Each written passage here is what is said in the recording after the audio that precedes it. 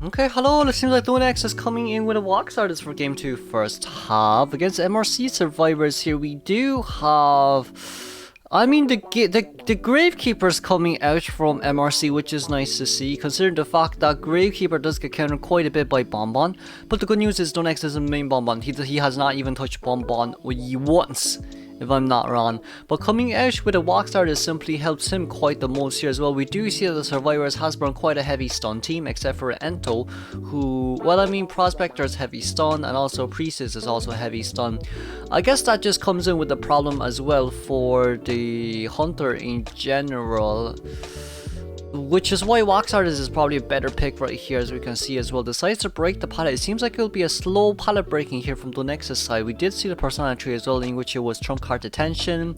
Prospector is doing an amazing job containing here, but has 56% wax though, so that's not that much of a great job. Sees where the portal is, just has to be a little bit more careful here.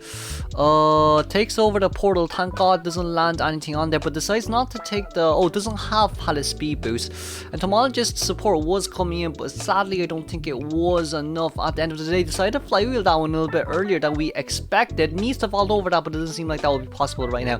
Xiaodi has also came in with a support portal here, as we can see.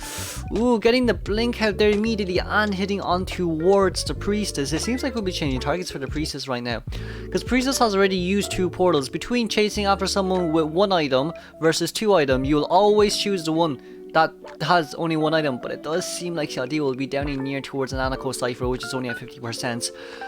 But the Survivors was supporting quite a bit early game though, so the Cypher doesn't seem like it's enough. We do see that Nanako Cypher was not locked, surprisingly. I'm quite sure I saw DOU5 use the blob box though, but Nanako's Cypher being locked right there. We do see that GK is also coming in pretty darn early. Just has to be a little bit more careful here as well. Wanting to lock some wax on it, gets the hit right there, and a very beautiful pushback. It does seem like Quatsu will be using his own body to... Ooh, wait, what was that? Oh, stop. Oh, yeah, he did that to stop the decoding. Ah, that makes sense. Yeah, that does make sense. He uses that to stop the decoding right there. Xiaodi walking upstairs and jumping down immediately. It does seem like Dongxian will follow just right behind. But at least the good news for Xiaodi here is he can contain here for quite a bit of time. But it doesn't seem like he wants to crouch at that pallet. And of course, it was the best idea since DOU5 did decide to break that pallet instead.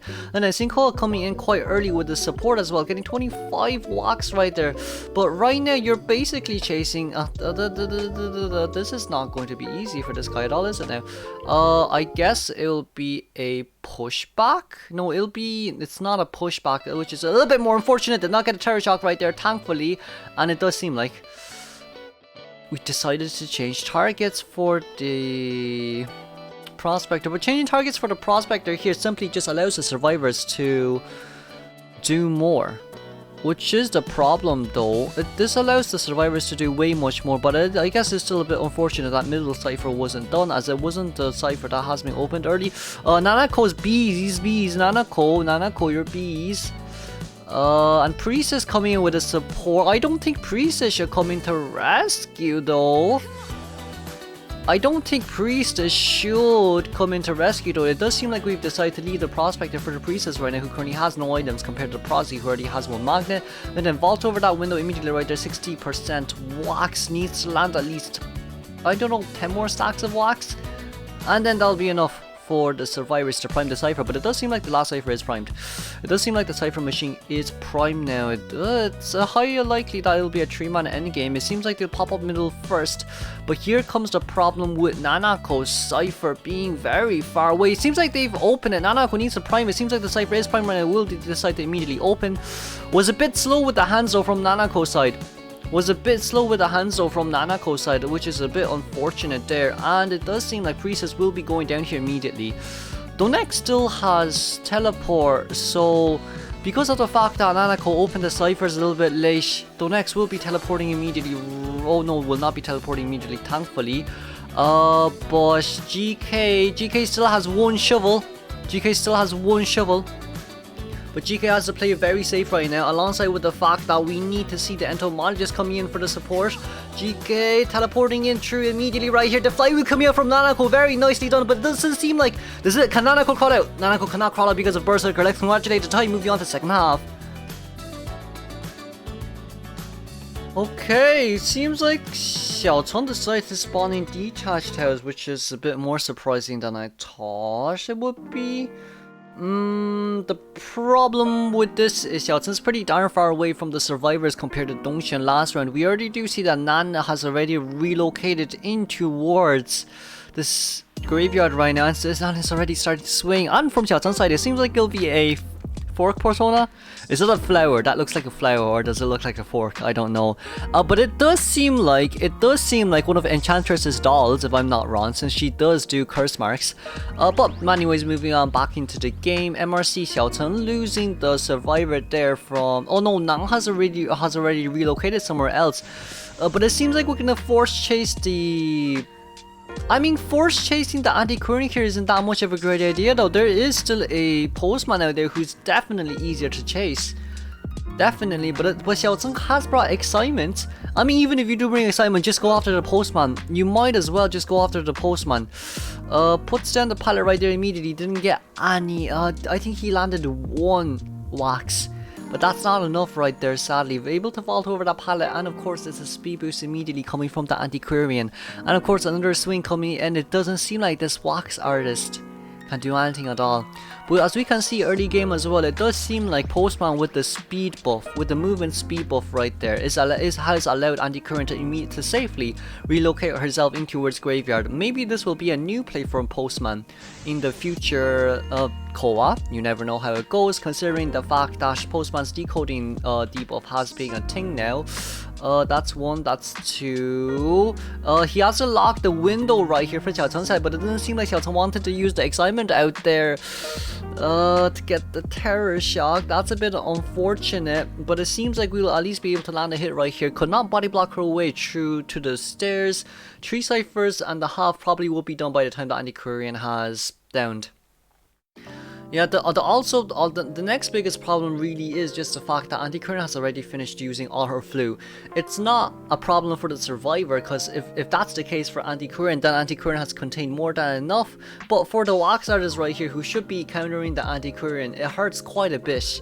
It hurts quite a bit, and we can also see that there's also a window speed buff right there for the Anti.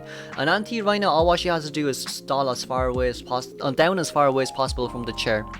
And of course, with the last two ciphers currently being decoded, 50% and 22% right now, it seems like we'll be finished this game at 3 minutes 30. It's a bit faster than expected, to be honest with you. 3-man escape is currently at 30%, but at least we saw the Postman coming out, and we saw that how Postman is really effective in, in basically early game transitioning when it comes to like area selection mode. But here, as we can see as well, Xiaocheng needs to be very careful here. But it does seem like Yihua wants to block. If you don't land the hit on Yihua, he's gonna keep body blocking, which does hurt more. Because it's like saying, okay, you wanna hit past me to hit Antiquarian. Oh, he managed to do it though. Fair. You know what, fair. I'm so sorry. I should keep my mouth shut. Didn't get the pallet stun there, sadly, but it doesn't seem like it will be a pallet stun either way. Last cipher is currently at 65%. Xiaocheng also realizing that he doesn't have Giant Claw, so could not turn near towards Graveyard right now.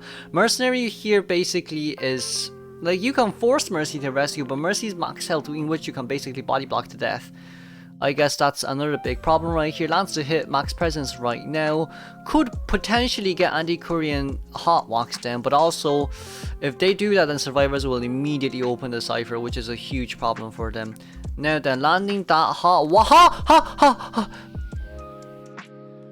oh no.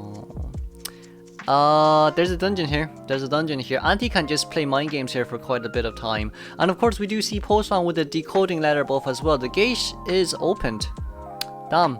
Oh, wait. There's a wait. Priestess with the support portals. We did see that coming in as well.